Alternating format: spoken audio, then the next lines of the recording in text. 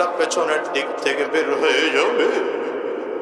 মনে করতে পারো মানুষ কি বাঁচবে, মরবে না? বলে না না, লা ইয়ামুতু ওয়ালা ইয়াহইয়া।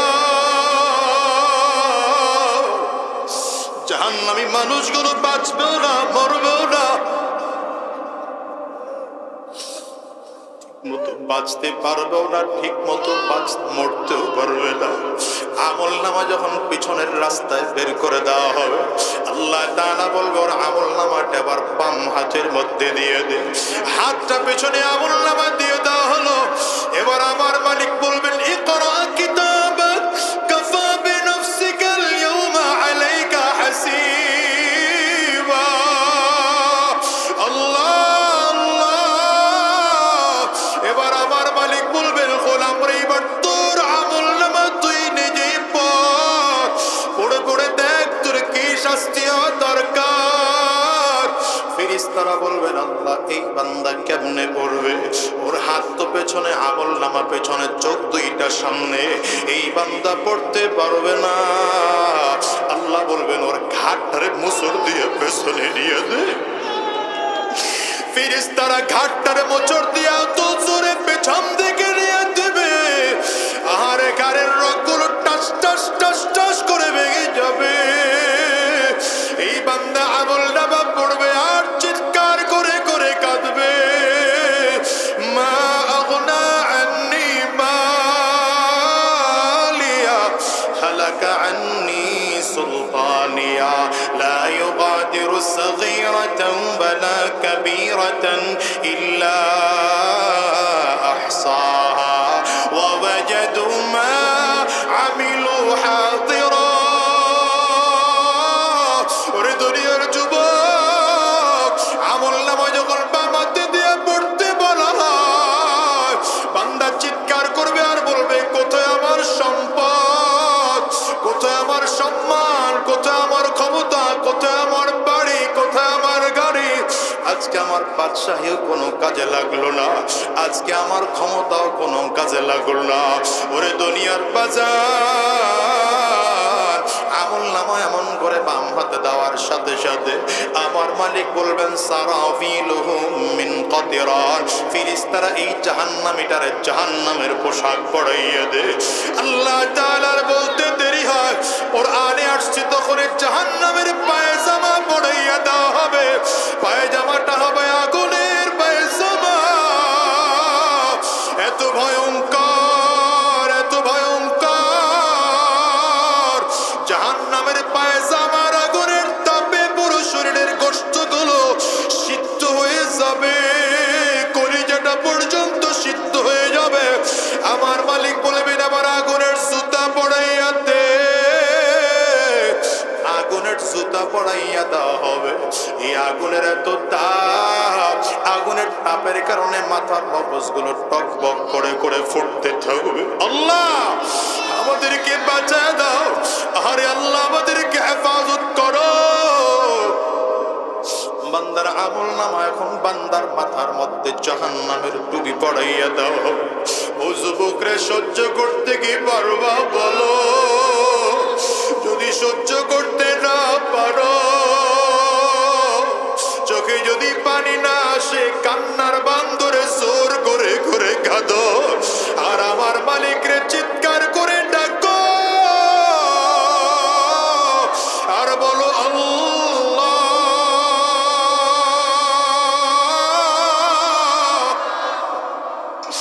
আয় আল্লাহ, আয় আল্লাহ।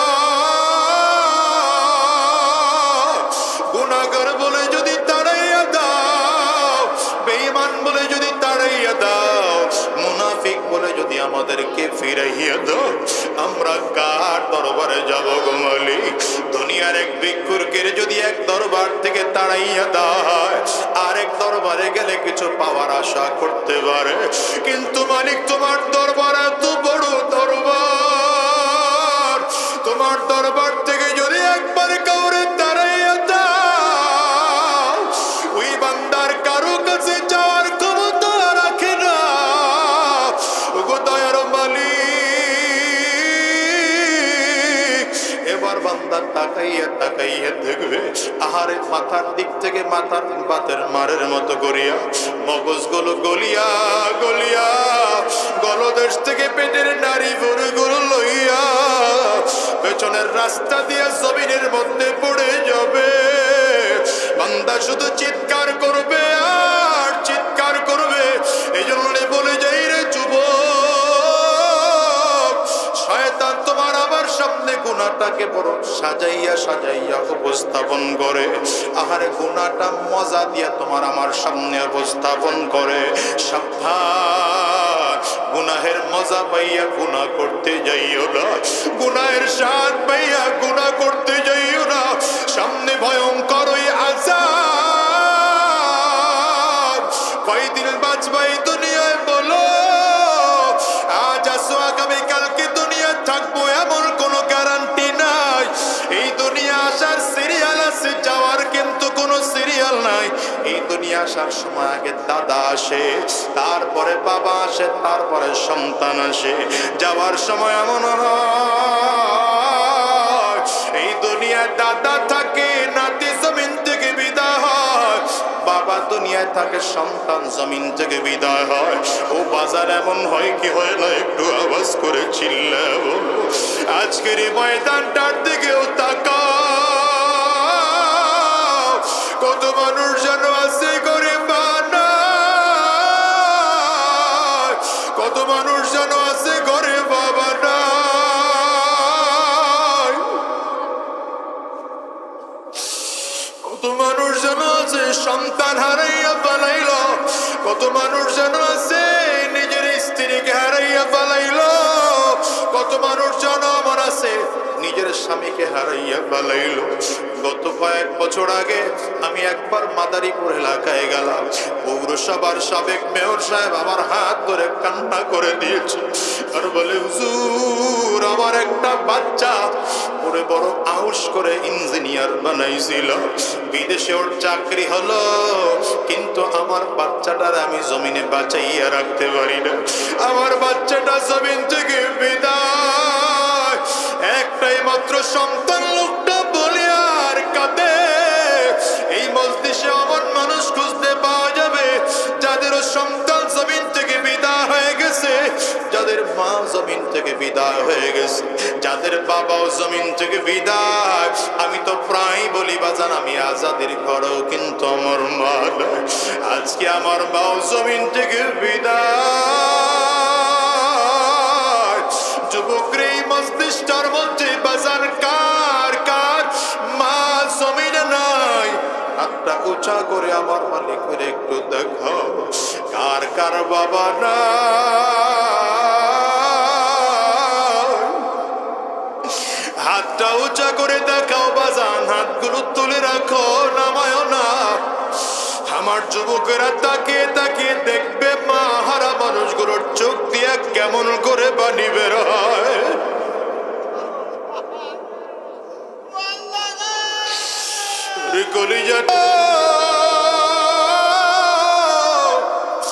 এই মানুষগুলোর চেহারার দিকে একটু তাকাও। এই মানুষগুলো হাত তুলেছে, এদের কারো ঘরে মা নাই, কারো ঘরে বাবা নাই, কারো ঘরে আব্বা আম্মা দুইজনের কেউ নাই। আজকের এই ময়দানটারে মোনাজাত করে দিলে বাসায় যাইবা, বাসায় গিয়ে দরজার মধ্যে টোকা দিলে এদের মা দরজা খুলবে না। ও বাজান কোন আশায় দুনিয়ার তালে পড়ে আছো? আজরাইল তো পেছনে গুরু গুর গুরু গুর গুরু গুর করে ঘুরে। কোন দিন জানি আমার মালিকের আদেশ হয়ে যায়, আর কোন দিন জানি এসে আজরাইল সামনে এসে দাঁড়িয়ে যায়।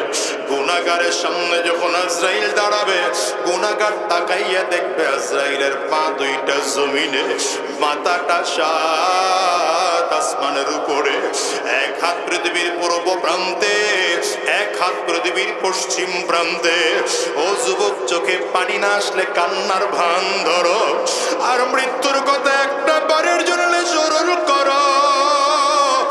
আরে মানুষ তাকিয়ে দেখবে আজরাইল আলাইহিস সালাতু ওয়াস সালামের চক্ষু দুইটা উট পাহাড়ের চেয়েও বড়।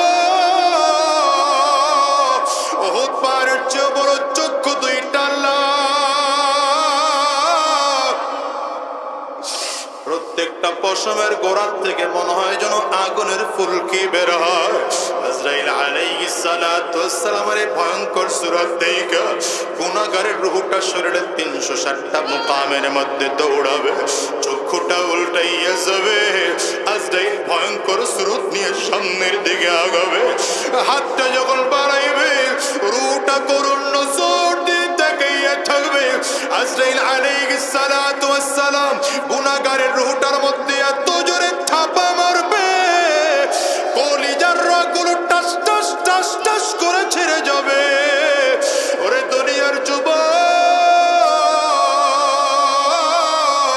কয়দিন এই দুনিয়ায় বাঁচবা বলো? এখন দেখো তো তুমি আর আমি বড় দুনিয়ায় একা। মানুষ কাফনের কাপড় কিনে আনার জন্য ব্যস্ত হয়ে গেল, আহারে বাজার থেকে সাবান কিনে আনার জন্য ব্যস্ত হয়ে গেল। কেউ বাগানের কিনারে মশারি টানাইয়া গোসলখানা রেডি করলো, কেউ বড়ই পাতা দিয়ে গরম পানি রেডি করলো। আহারে তুমি আর আমি বড় একা। সন্তান এসে আমার কলিজা, আমার চোখে পানিও না। ওরে দুনিয়ার যুবক রে, একটা বারের জন্য হিসাব বিলাও। এবার তোমাকে আমাকে ধরাধরি করিয়া গোসলখানায় নিয়া চমৎকার করে যত্ন সহকারে গোসল করাইয়া সুন্দর করে কাফনের কাপড় পরাইয়া আহারে আতর গোলাপ খুশবু মাখিয়া এমন কোন মাঠের মধ্যে এনে জানাজা পড়াইয়া এক এক করে করে কবরের দেশে নিয়া রওনা হয়। আরে কবরের দিকে তাকাইয়া দেখি কবরের মধ্যে বড় বড় সাপ দেখা যায়, বড় বড় বিচ্ছু দেখা যায়। আরে ভয়ঙ্কর সুরত দিয়ে আমার দিকে হা করে তাকাইয়া আছে। মানুষগুলো আমার লাশটাকে কবরের পাশে রাখিয়া তিনটা লোক টপ টপ করে লাফ দিয়ে কবরের মধ্যে নামিয়ে যাবে। একজন মাথায় ধরবে, একজন পায়ে ধরবে, আরেকজন কোমরের মধ্যে ধরবে। ধরাধরি করে কবরের মধ্যে নামাইয়া মাথার বানটা খুলে লাফ দিয়ে কবর থেকে উঠে যাবে, পায়ের বানটাও কবর থেকে খুলে লাফ দিয়ে উঠে যাবে, মাজার বানটা খুলে আস্তে আস্তে করে পাশ বিচার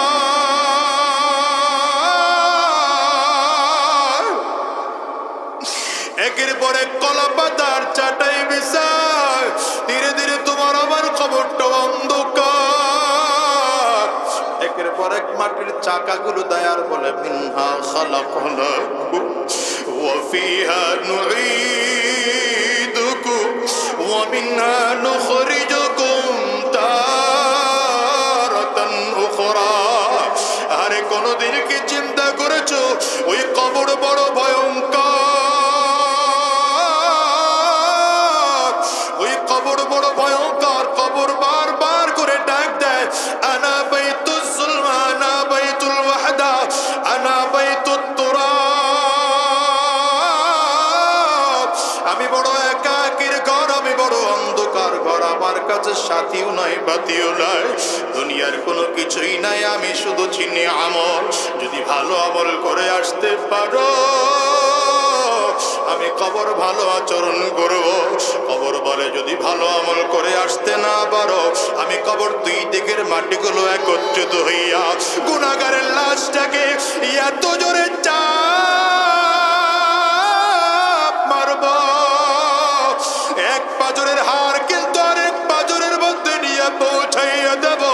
বাজান রে, ময়দান থেকে ওয়াদা করে যাও আর আরাম রাস্তায় কদম বাড়াবো না, আর শয়তানি রাস্তায় কদম বাড়াবো না, আর গুনাহের পথে চলবো না। যতদিন এই দুনিয়ায় বেঁচে থাকবো দিনের পথে চলবো, ইসলামের পথে চলবো। কারা কারা ওয়াদা করতে তৈয়ার? দুইটা হাত উঁচা করে আমার মালিকের দেখাও, আওয়াজ দিয়ে চিল্লায় ডাকো আল্লাহ, জোরে বলো আল্লাহ। চোখে পানি না আসলে কান্নার বান ধরে ডাকো আর বলো আল্লাহ। গো দয়ার মালিক, আয় আল্লাহ সবাই মিলে ওয়াদা করলাম আর হারাম রাস্তায় চলবো না, আর শয়তানি রাস্তায় চলবো না, আর গুনাহের পথে চলবো না। আল্লাহ তুমি কবুল করে নাও। চিৎকার করে বলো আমিন। আওয়াজ দিয়ে চিল্লায় জোরে বলো আল্লাহ।